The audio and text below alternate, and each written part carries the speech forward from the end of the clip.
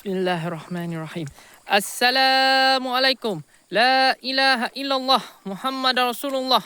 Allah berkuasa. Makhluk langsung tak berkuasa. Makan kami. Wahai ikan talapia, ikan patin, ikan lampam, ikan jelawat. Makan kami. Bismillahirrahmanirrahim. Makan. Alhamdulillah ikan kita besar-besar dah. Syukur nikmat. Kita bagi makan 100% pellet ni.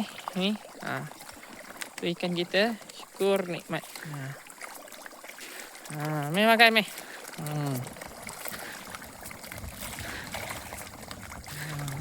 Sekarang ni waktu petang lah kita bagi makan ikan kita So bulan ni adalah bulan 8. Kita tak tuai ikan kita sebab ikan start mengawan. Ikan dah start mula mengawan.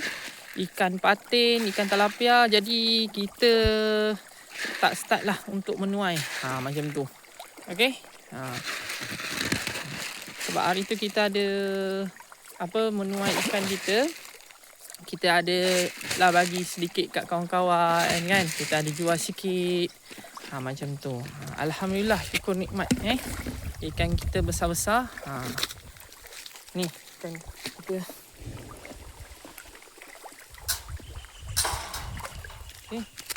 Kita bagi ni sekarang waktu petang lah. Selalunya kita akan bagi pada waktu pagi dan petang. Ni waktu petang kita bagi. Tu.